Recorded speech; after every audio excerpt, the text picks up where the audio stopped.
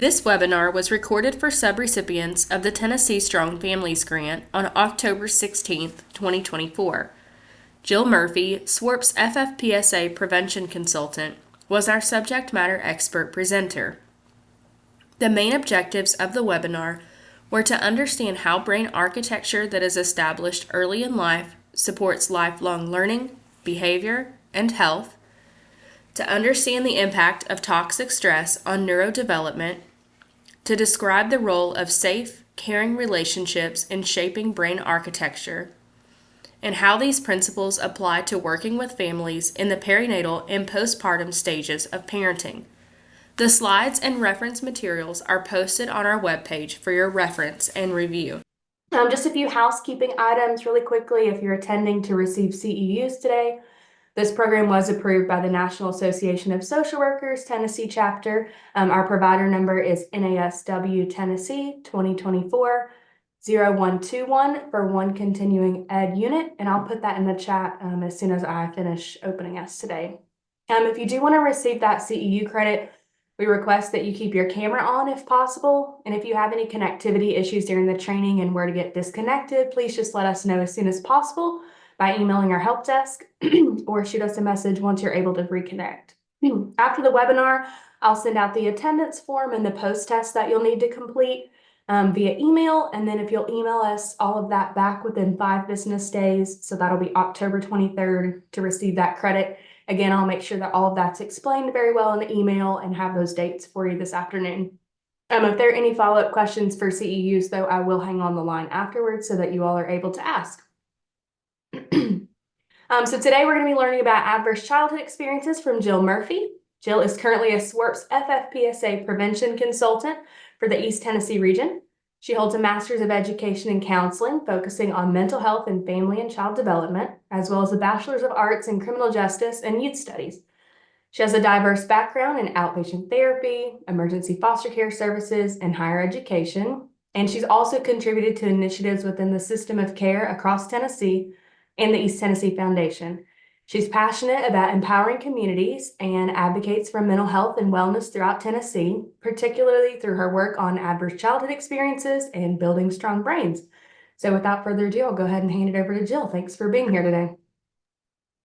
Hey, good morning, everyone. I was talking with Brooke before we got started, so I want to throw this out there in case it happens again. A woodpecker has decided to love on my chimney today of all days, and it has a metal liner. So if you hear a very strange noise in the background, we're just going to pretend like it's not happening. So if you can love me through that, that'd be great. I'm going to go ahead and get started and share my screen. Oops, where'd it go? All right, can you see that okay? Yep. Great, I'm going to move this over there. All right, I can't see my screen completely there. Okay, so if you want to put in the chat, if you've heard of ACEs or Building Strong Brains, just so I kind of know what we're doing and who's familiar, that would be great. And I like to keep things interactive. So if you don't mind when I ask you to put something in the chat, please do. That way I don't feel like I'm just talking to myself, which I can absolutely talk to myself. I do that a lot, actually. But it's nice to know that when I'm not. Very familiar with ACEs. Thank you, Stephanie. Okay. So the mission of Building Strong Brains Tennessee is to change the culture of Tennessee so that the state's overarching policy, philosophy, programs, and practice for children, youth, adults, young adults utilize the latest brain science to prevent and mitigate the impact of adverse childhood experiences. I promise I'm not going to read this to you. I just needed to read this one because I need to make sure I get it right. But a couple of years ago, Governor, I think it was Haslam at the time, allocated several $1 million for the state of Tennessee to work towards changing the policy and how Tennessee handles adverse childhood experience. So that's where, and then if you know anything about state government, the fact that he was able to put it in the reoccurring budget is really huge too. So this is money that's going to come in so we can keep telling more and more people about ACEs and how to mitigate them or prevent them in the first place. I'm on the struggle bus with my forward button. Okay. I've given this presentation, I cannot tell you how many countless times, and I've given them to a lot of different organizations, a lot of different people, a lot of different backgrounds. You guys are probably more familiar with ACEs than a lot of the people that I get to talk to. One of the groups that I presented to very early on was retired engineers from the Oak Ridge Lab. And they were probably sitting there thinking, why do I care about healthy child development? Well, and it's really because we're all part of this community. We all have our kids that live here. Chase and I were talking about that before this started. He was talking about the schools that his kids are going to be going to. Is it the right schools? What community do I want to raise my children in? And we all want strong communities and healthy economies. But it all starts at the bottom here with healthy child development, because and then you've got the 4 pillars. So educational achievement. I've got 2 grown children now, and that was like a full-time job trying to get them up and through school. Economic productivity. As a mom that raised 2 kids, that was my whole goal, is to raise independent contributing members to society. And I'm happy to say now, as of for the past year, I have 2 children who are gainfully employed. They're responsible citizens. They even vote. They argue with me all the time about voting and not voting and whatever. So, as a parent, that is your whole goal, is to raise productive members of society. The other thing we're going to talk about too, one of these pillars that it's sometimes hard to picture why this comes into play, is this lifelong health. But if we can do this for our families, then we have successful parenting of the next generation, which again results in the strong communities and the healthy economies. So once we kind of went through this, my sweet little retired engineers were like, oh, I get it. My grandchildren are here. Yes, I care about healthy child development because I want them to grow up in strong communities. And if y'all have any questions, Brooke is going to be watching the chat too for me, so she'll yell at me. She's good at that. So how do we do all this? Well, we're going to start with brain architecture and building a strong foundation. So my question to you for the chat, has anybody ever built a house before, like from the ground up? And I'm going to peek at the chat here. No, yes. Kimberly, I'm going to mess with, oh, Shauna, that's right. Shauna has. So when you do build a house from the ground up, what do you have to start with? Not alone, but yes. Foundation, absolutely. Ooh, Chase is all capital. Yes, absolutely. You have to start with a strong, firm foundation. And it's the same thing with our brains, for sure. So we're going to talk a little bit more about that. So when you are building your brain, when you bring this newborn home, which again, we've probably talked about before, if you've been to any of my trainings, they hand you this baby and say, okay, see you. And you're like, wait, what am I supposed to do with this? But the early years truly, truly matter because it affects the architecture of the brain. So just like when you're building a house, the next thing you have to do is put up the beams that you see here. I'm sure they have better words than that. And then after that, you're going to put in the electricity. And then after that, you're going to put in the plumbing. But are you going to use the same person for each of these things? That's a question for the chat. Do you use the same person? Nope. Nope. Right. You absolutely are not going to use, the same. I think Stacy's on here. I can't really see who's here. Her husband is an electrician. I am sure he is a fabulous electrician, but I do not want him laying my plumbing because he specializes in what he does. So that's when it comes to the talk that Chase and I were having earlier. It truly takes a village to raise your children. And it also takes a village to build that brain architecture. Has anybody ever had trouble with their foundation in their home that's cracked or not quite right? And if so, how did you know that?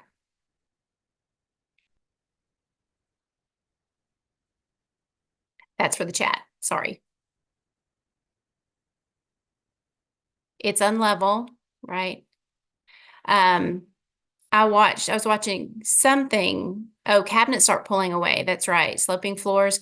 I was watching some show one time and the guy was looking at new houses and he took a tennis ball or a golf ball to all the new houses that he looked at and he put it on the floor in every room to see if it rolled anywhere. So yeah, sloping floors, the cabinets pull away.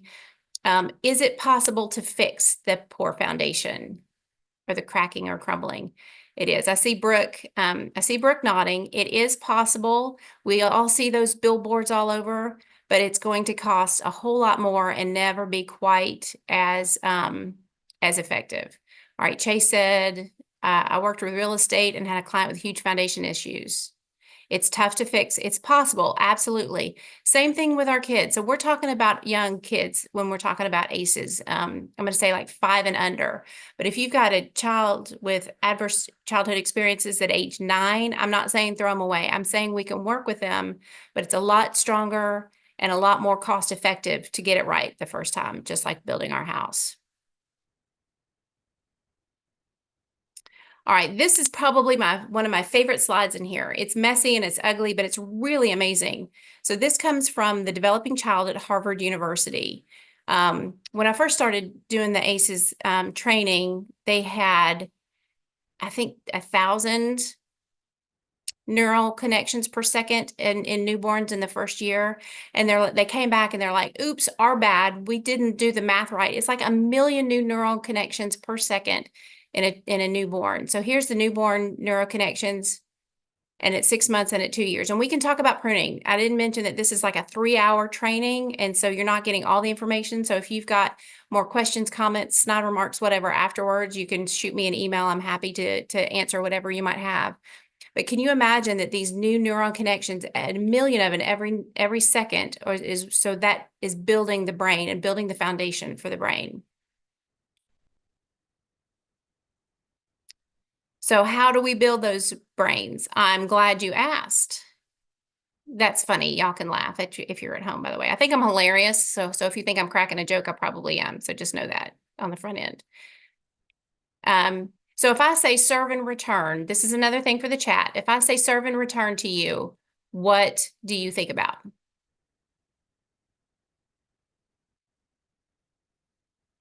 Tennis, absolutely. Ping pong, volleyball, absolutely. It is absolutely the same concept, the serve and return relationships. So what we're looking at here is, say you're in a grocery store and you see a baby in a buggy next to you, and the baby's staring at you, and he looks at you, not a baby, but maybe a toddler, and a baby looks at you and says, "Hi." What are you absolutely going to do back to that baby?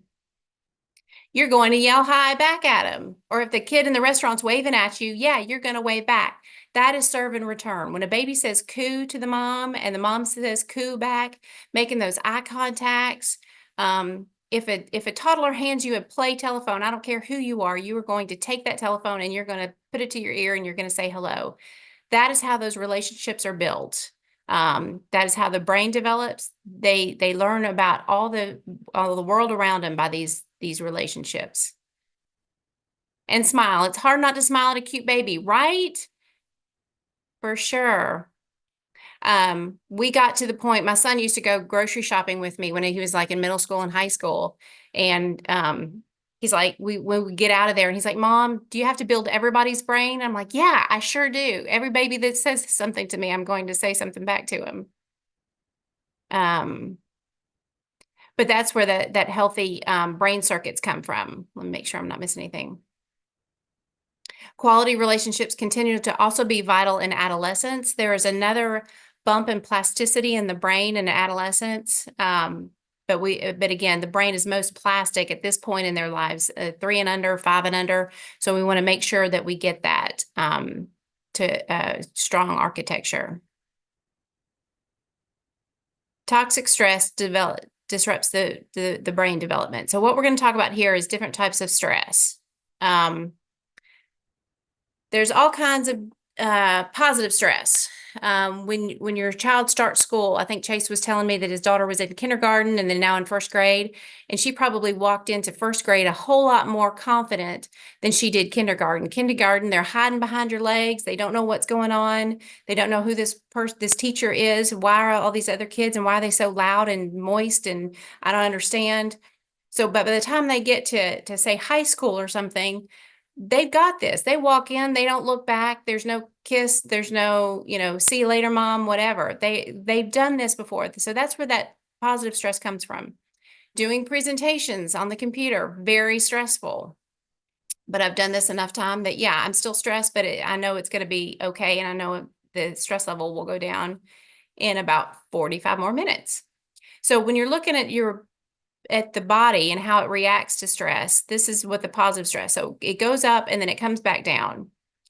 So let me go back and ask, when you get stressed out or when something happens, what happens to your body? That's another question for the chat.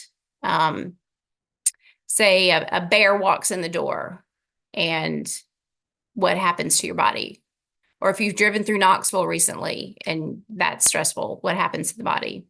Your heart is racing, heart rate shoots up, you're sweating. Absolutely. Absolutely. So you get it. It is your body gets flooded with cortisol, your body gets flooded with adrenaline, all those things. So you have that flight or fight or sometimes freeze reaction that happens inside the body, and that's perfectly normal. That's what's supposed to happen. And it helps you make those decisions. Do I need to run away from the bear?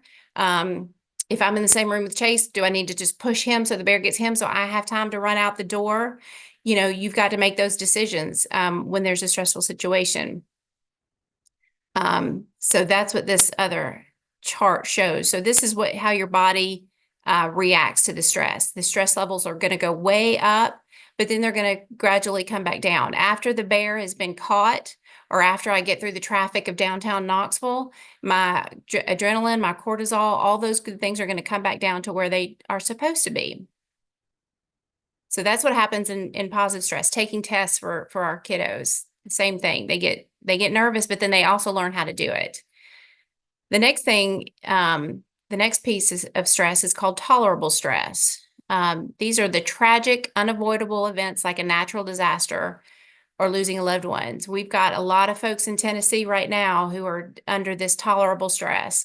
Their houses were washed away or something, the floods that happened in Northeast. They're not predictable necessarily, and they're not great. But this is my favorite picture. I apparently have a lot of favorite pictures. Sorry about that. But this one I love because what do you see here is you see the rope that's coming down to the person that's going through that. So when I lost my dad several years ago, that was ridiculously stressful. We even though we knew it was coming when it happened, it was awful. But I had my family, I had my friends, I had a really great support system who had thrown me that rope that helped me get through it. Same thing with our kids, same thing with the folks up in Northeast Tennessee right now. They're going through a horrible situation, but a lot of people are up there circling around them and helping them the best they can. And it helps buffer that stress. What we see in the body here is that it goes up just like in the positive stress, and it comes down. But I'm guessing, making the assumption that everybody on this call today has lost somebody important to them.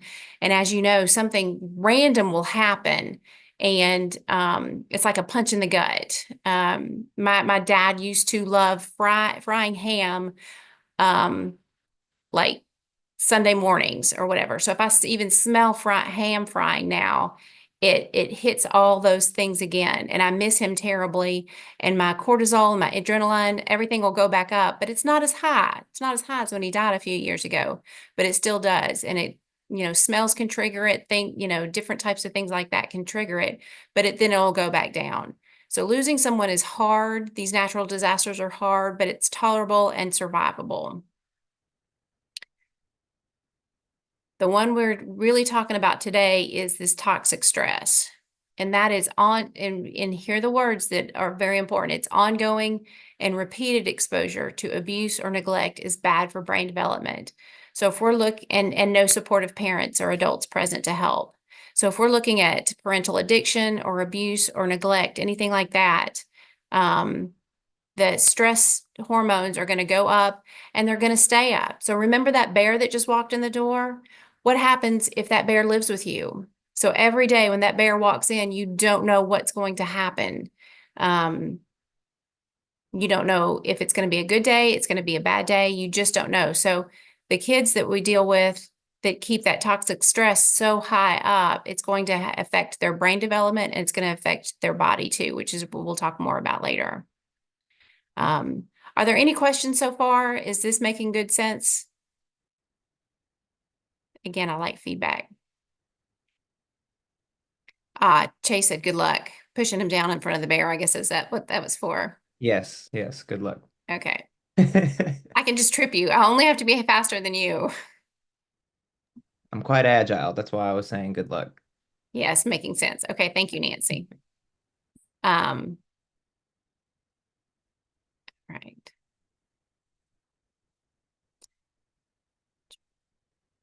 Just as a good visual, if you, okay, everybody, especially if you're on camera, I want you to do this with me. Hold your fist up like this and kind of move it over a little bit. Okay, thank you.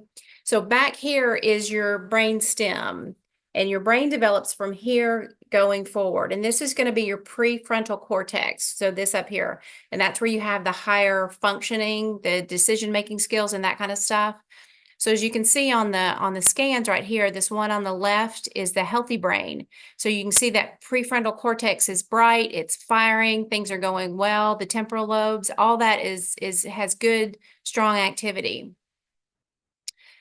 The scan on the right is from, so this small child was abandoned in a Romanian orphanage. And you can see that from my understanding, they had like just cribs lined up like in a gym. So the babies would get fed, but no interaction. Nobody talked to the baby. There was no skin touching. There was no serve and return. You know, they probably barely got their diapers changed from what I understood.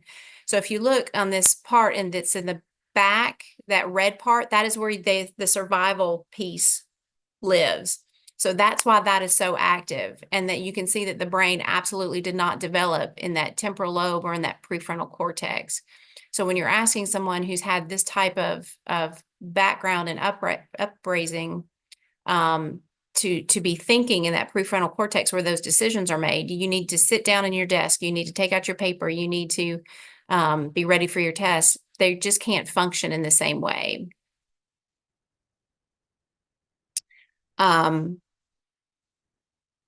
Oops, sorry. So in the middle of the brain, and we're not going through all this because we just talked about it, some of it, is the amygdala. And that's right smack in the middle. And that is about a walnut-shaped size piece of your brain.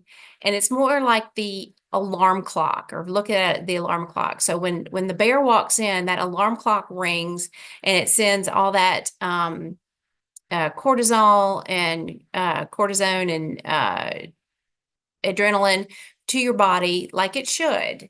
And the problem is when the bear lives with you, that gets swollen, and you can look at an abused person's amygdala and see that it's always inflamed. So that alarm clock is always going off, which is going to be very bad for the brain development. So, and I think we've talked a little bit about this before already, but the executive functioning is the group of skills that helps us look at a lot of different information and make those decisions. Key functioning for school readiness. If they don't have that, they're not able to sit down, be quiet, and get ready for a test. I think I have a video, and we're going to hope that it plays here.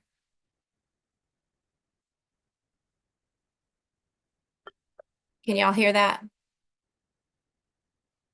You cannot hear that? No, I can't hear anything right now. Do you know how to make it do the sound? The experiences we have in the first years Can of hear our it now. I can hear it now. Okay. actually affect the physical architecture of the developing brain. This means that brains aren't just born, they're also built over time based on our experiences. Just as a house needs a sturdy foundation to support the walls and roof, a brain needs a good base to support all future development.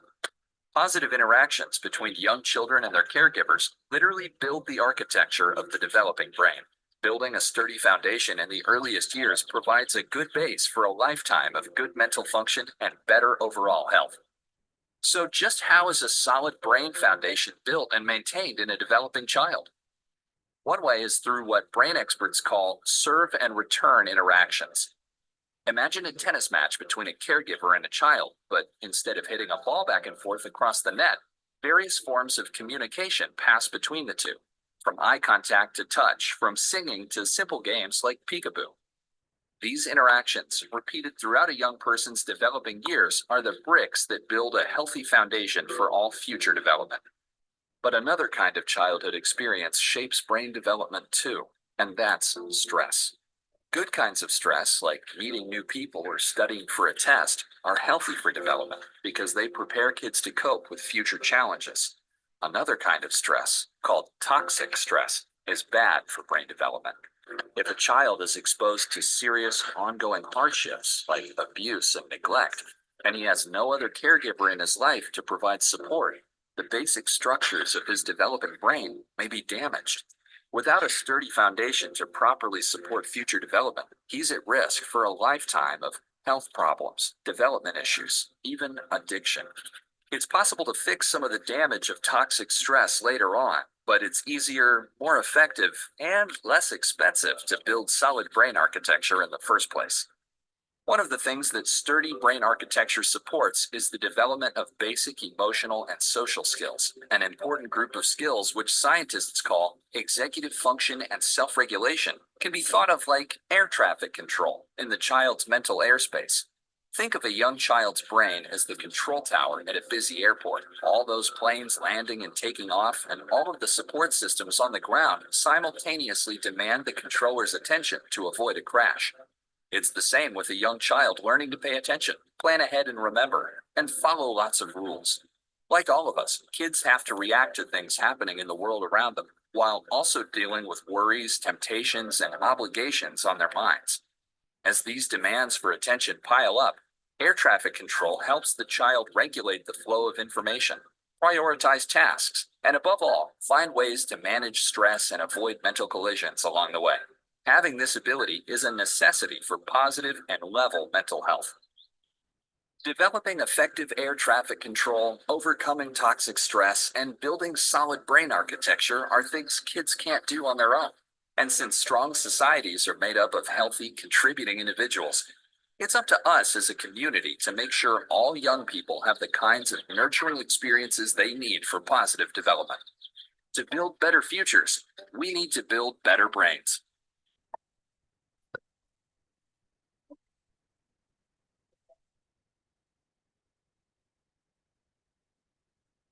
Okay.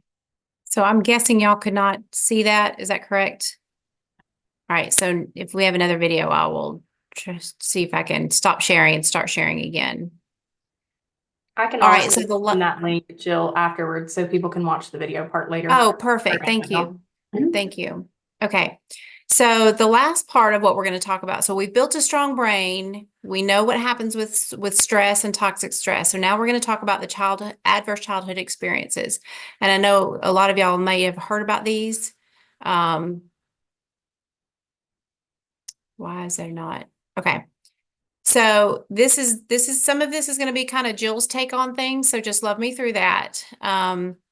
And I believe it was 1998, Kaiser Permanente, which is an insurance company out of California, did this study on, I'm going to say about 18,000 people. I might be a bit wrong on the numbers, but it was a lot of people that they had their coverage, that had Kaiser Permanente's coverage is who they did the survey with. So I always want to know where the survey information comes from. So the participants in here were mostly white.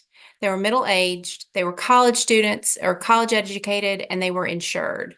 So they really didn't face life challenges such as poverty, racism. So when you think about somebody who is employed, they've got college education, you just don't think of a lot of adverse childhood experiences. So what I'm trying to say with this survey, keep in mind that this is who they surveyed. So when you see these numbers, they're really not as, they really don't represent the country as a whole per se. Does that make sense? Okay. So our categories are abuse, neglect, and household dysfunction. So again, with these 18,000 white college educated employed people, for all of these except incarcerated relatives, they're all over 10%, which to me is really surprising. So if you were to look at some of these things, you know, in downtown Nashville or downtown Memphis or downtown any place, the numbers are going to be a lot different. So we looked at abuse, we looked at physical, emotional, and sexual. We looked at physical and emotional neglect.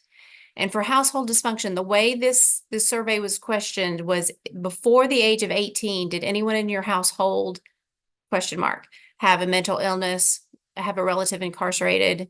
Did you see your mother treated violently? Was there anyone in the house that had substance abuse issues? Or did your parents divorce? So these were the numbers, which to me seem actually pretty high, especially given who the survey was for. So if we were to do this survey with the general population, I think it would be a whole lot different as well. Let's see. And what year did you say that was done, Jill? I believe it was 1998 Okay. or 89. I will find that out and let you know for sure.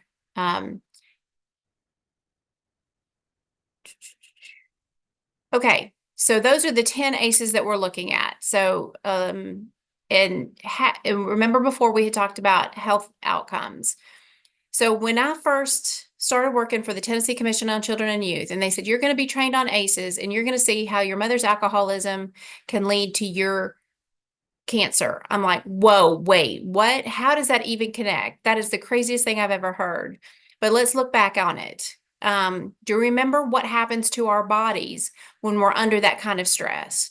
So even if I have an ACE of 1, or even if I have an ACE of 7, my cortisol levels are way up. My adrenaline levels stay up. If I am living with that bear in my house and that's how my whole body is the whole time, that can have lasting damage on all types of different types of aspects of my health: obesity, diabetes, depression, suicide attempts, because I'm still trying to figure out how to cope with living with that bear.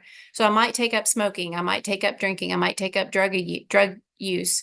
The behaviors that I'm going to be doing are going to be a lot riskier. If I don't know love from that bear, I'm going to go looking for it in other places. So do you see how that can all start connecting after a while? Again, when I first got into this, I'm like, whoa, that's the craziest thing I've ever heard of. But there's a graded dose response relationship, which I just like saying that because it makes me sound really smart. But what it means is the more ACEs that you have. So over here, if you look at anywhere from 0 to up to 5, the greater your health outcomes risks are, depending on how many that you have. And let me see if I have a slide for it. I do not. And if you have an ACE score of 7 or more, and we can go back and look at what all those ACEs are. So if you can say yes to 7 or more of these, out of the 10 before the age of 18, you have a reduced lifespan of 20 years. Again, you're looking at some of those yeah, I see Brooke's eyes got really big. I mean, it's crazy to think that this has that same effect. But again, when I've had a rough day at work and I come home and I have choices. How am I going to handle that rough day at work? There is a cookie on the counter. That is like my biggest vice, is I love cookies. Am I going to choose the cookie? Am I going to choose the glass of wine? Am I going to go for a walk? Am I going to call a friend? Am I going to read a book? I have all these options in front of me as somebody who didn't have many or any ACEs growing up.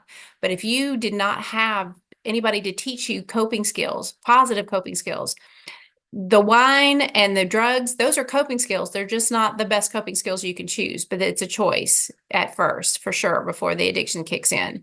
So if you've got a higher score, you have got a 20-year, again, mostly because of those behaviors that you're going to use as your coping skills.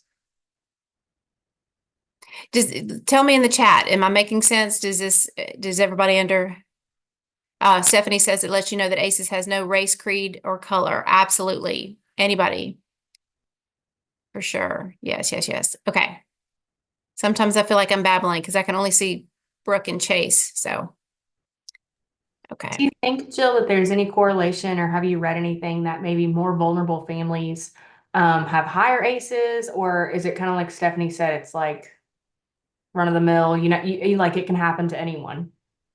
Well, and let me see if I have, yeah, and I'm going to talk about that in a little bit, but, yes, 100%. If, and it's going to come up again later, but I'm going to say it now. If a mom is working 2 jobs, a single mom's working 2 jobs and comes home with the stress of kids and can't afford food for the table or has to make a decision between rent and food and that kind of stuff, she is way more likely, because of that stress that she's living under, to abuse or neglect her children. So absolutely. So what's going to happen to those children? They're going to grow up not knowing how to handle things. Absolutely. Good question. Thank you, Brooke. This is another video that I don't know is going to work. Let's try. Can you see that, Brooke? I can see it, but I can't hear it. What does your parents' divorce? Can you hear it now? Yeah. Your risk for heart disease? If your mother had a drinking problem when you were growing up, are you more likely to suffer from depression as an adult?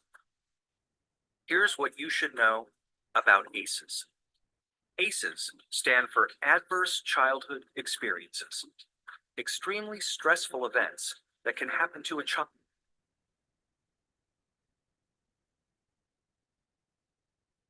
growing up. Some experiences are so stressful that they can alter brain development, as well as the immune system, increasing the risk of lifelong health and social problems in adulthood. The term comes from the Adverse Childhood Experiences Study, landmark research that shed new light on the root cause of everything from stroke and liver disease to substance abuse and mental illness. In the late 1990s, an epidemiologist from the Centers for Disease Control and a preventive medicine doctor at Kaiser Permanente set out to understand the association between childhood experience and lifelong health.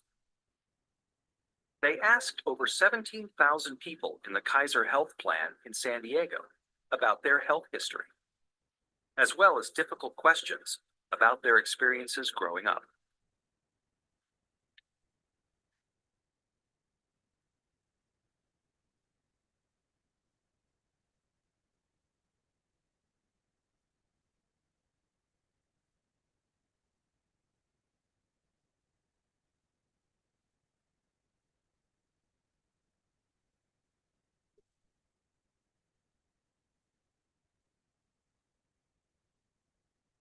Anda and Felitti tallied up 10 different kinds of adversity in this largely middle-class and college-educated population.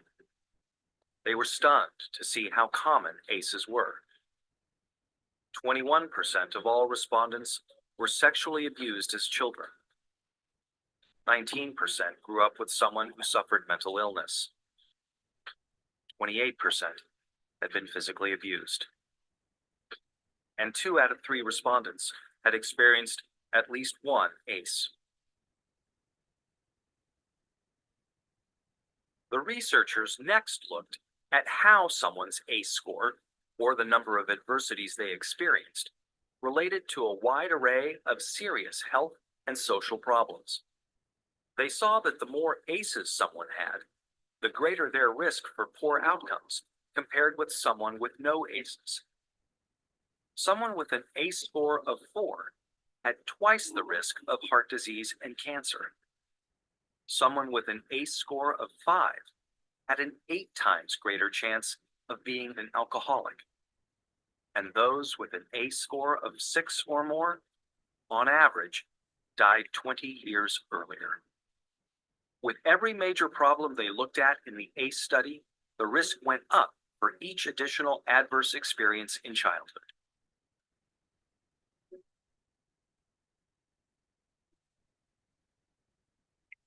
As Dr. Robert Anda says, what's predictable is preventable.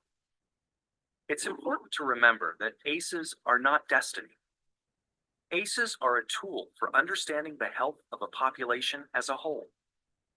For individuals, an ACE score can be a tool for understanding their own risk for health and social problems, and empower them to make changes for themselves and their children. ACEs tend to get passed down from generation to generation and are common across all income levels, races, and cultures. But increasingly, people of all different professions and backgrounds are coming together to discuss how ACEs affect their communities. They're finding new ways to treat and prevent ACEs. Many doctors are starting to screen their patients for ACEs as part of their medical history. More schools are becoming trauma-informed, considering the source of problem behavior when disciplining their students, instead of immediately suspending or expelling them. To learn more about interrupting the cycle of adversity and improving health and well-being for the next generation, please visit kpjrfilms.co.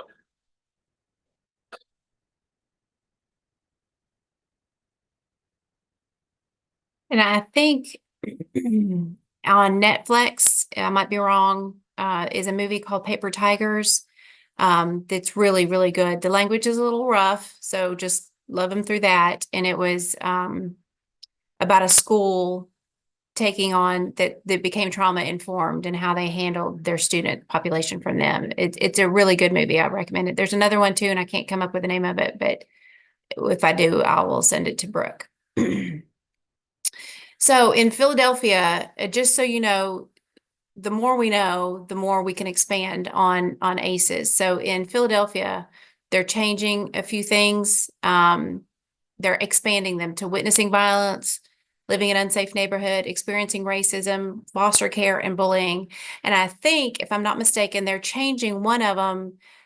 They took out the "did your parents divorce?" because in places like maybe Philadelphia, the parents weren't necessarily married to begin with. So they didn't have the trauma of a divorce, but I think they're changing it to the language to say, were you raised by a single caregiver? Does that, if that makes sense? So even if that caregiver is, say, grandma or whatever, not raised by a mom and a dad. All right, so this is Tennessee, and this was in 2017, and nothing but love for the Department of Health. They love what they do, but here is some interesting information, just bringing it a little closer to home in Tennessee. So 28% had 3 or more ACEs, 1 in 4. Let's back up and talk about how did they come up with this data. How many of you guys have if you have a landline in your home, tell me in the chat that you have a landline.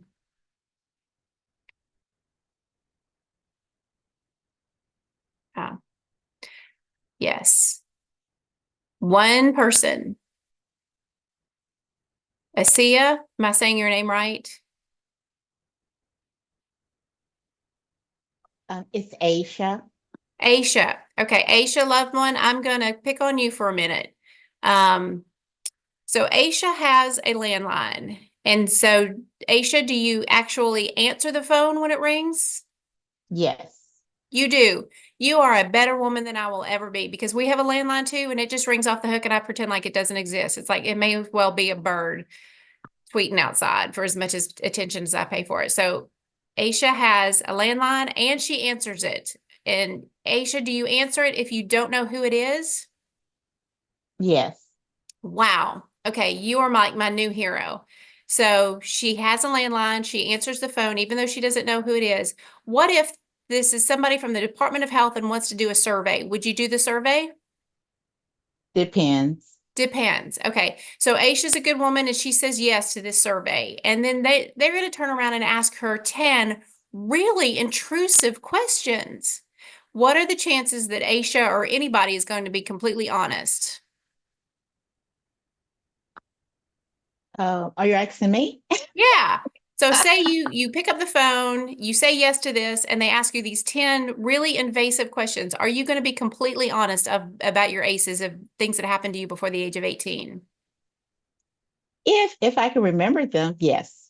Okay, if they were traumatic, you would probably remember them. Okay, so this is exactly how the Department of Health did this survey. So they called people's landlines, they asked, can you take a survey? And they asked them 10 really invasive questions. So what I'm saying that to say, what are the chances that these numbers are accurate? Pretty low. So I used to work at Peninsula Hospital, and I know this is statewide, so I don't know if anybody knows who that is, but it's an inpatient psychiatric treatment facility here in East Tennessee.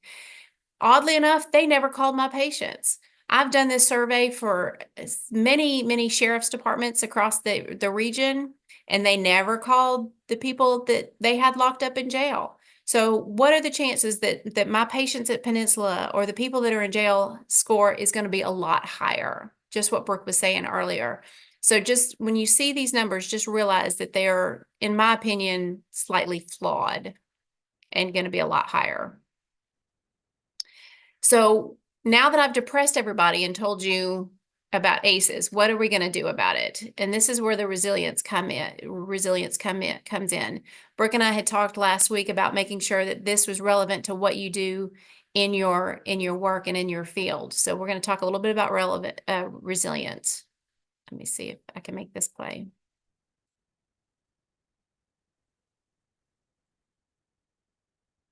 You can think of child development Can you hear and as a see? scale Okay. that has two sides. A child scale is placed in a community and has spaces on either side where experiences and environmental influences stack up over the course of development. One side gets stacked with negative factors like stress, violence, and neglect, while the other side gets loaded with positive factors like supportive relationships, skill building opportunities, and community resources.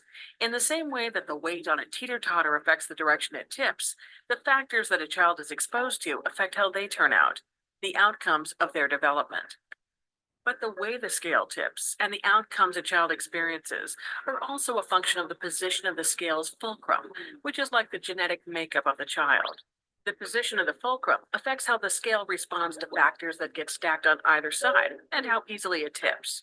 We know that fulcrums start in different places for different children, and that this genetic starting point is an important factor in how a child responds to experiences and how they turn out. We also know that the position of the fulcrum isn't fixed. It's a sliding set point. Over time, the things that load and tip the scale can actually shift the position of the fulcrum. There are points in human development when this fulcrum is easier to shift. During these shiftable periods, our biology can be changed, making us more or less able to withstand negative weight that gets stacked on the scale. One of these shiftable periods is early childhood, and another is adolescence. That's why it's so important to make sure that children have positive experiences, especially early on, and to continue positive supports throughout development. By providing positive experiences during these sensitive periods of development and offloading negative weight, we can shift the fulcrum, making children more able to bear the weight of negative experiences later on, making them more resilient. So resilience isn't just about individual children. It's about the environments and experiences that get stacked on the resilience scale. Resilient societies are those that figure out how to stack more positives than negatives onto the children who will become workers and citizens.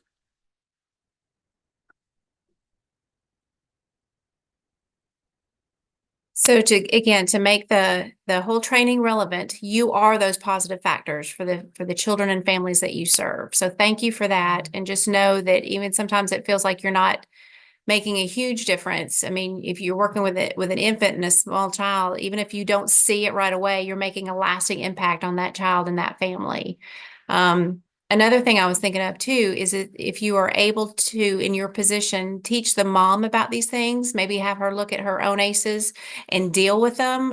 We do a lot of work with DCS frontline professionals, and it's amazing how some of the families that they are dealing with, the mom was a child victim herself. And I can see that in the reports. And I'm like, if she would deal with that trauma, she would be able to break that cycle that we were talking about. So building strong brains is all about the safe, stable, and nurturing environments for children. And I feel like we are starting to run out of time. So I'm going to make sure that Brooke has all this too.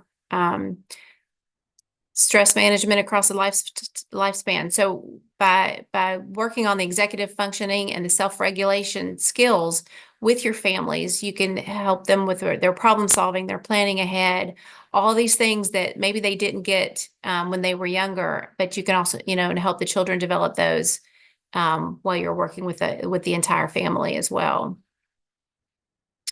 This is kind of a new-ish slide that's been put in here, and it talks about the communities. So if you're not just the individuals, but the communities as well, and how I think this is a great picture that really is self-explanatory, is if the neighborhood and the community has the adverse environments like the poverty and discrimination, you have no choice but to raise up the difficulties in the individuals themselves. So one of the main reasons and points behind this entire training is to be able to change that conversation from what is wrong with you to what has happened to you. And again, if you think you're not making headway, I'm going to tell you a story about my daughter, who is a very snarky and sarcastic kind of individual. Can't imagine where she gets that from. But when she was in high school, she saw a kid sleeping in one of her classes. And normally she would have come home and said, "Mom, can you believe that so-and-so was sleeping during class?" And after having this conversation with her, she came home one day and said, "So-and-so was sleeping during class. I wonder what happened to her." And the hardest part of this training, when I'm giving it to, just the general population, is it's not prescriptive. I can't tell you to take this information and go do X, Y, and Z with it. You guys have a better end because of the positions that you hold. But you can also take this with you when you go shopping at Walmart. Walmart is a rough place for me because I want to say, "What is wrong with you?" To half the people that are there. And instead, I try to switch that to, "What has happened to you? Where have you, what's going on?" And I can tell you a million different stories, but one of them is up in Northeast. There was a girl that was sleeping during class a lot. This is back to my daughter, and she knew this story. And it turns out every night she was sleeping in the closet because her parents were drug users, and they would invite all their friends over to use in their house. And every night she's being molested. So she got what little sleep she could in the closet. And then the next day at class, because she felt safe in school.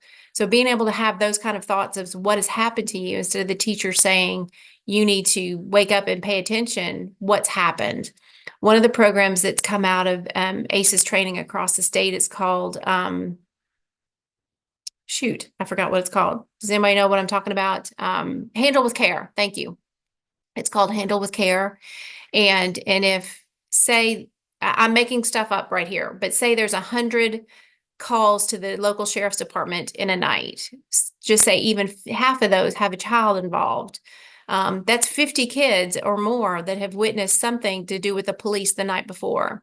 So this is able to let the school know, "Little Johnny had a rough night." All the email says is "Handle with Care," and it has his name. So the teachers, if Johnny finally called the police on his mom being beat up by the boyfriend, they come in, they take the guy away, and then now Johnny's mom's mad at him because how are we going to pay the rent? He was paying for everything. What are we going to do now? You ruined everything. Instead of watching her get beat up, how's he going to do on that science test tomorrow? He's not going to do great because his mind's on other things. So Handle with Care, it just lets the teachers gives them a heads up of what's going on, that little Johnny needs a little extra space. So maybe he can take the test outside, maybe he can take it next week, whatever. So I'm going to check the chat, make sure. Our clients usually have 7 or higher ACE scores. Do you have any tips to break the cycle with these young mothers? Absolutely. I am a big proponent of education. Education. It's fact. It's not fate. They're not fated to lose their lives 20 years earlier because they have a 7 or higher score.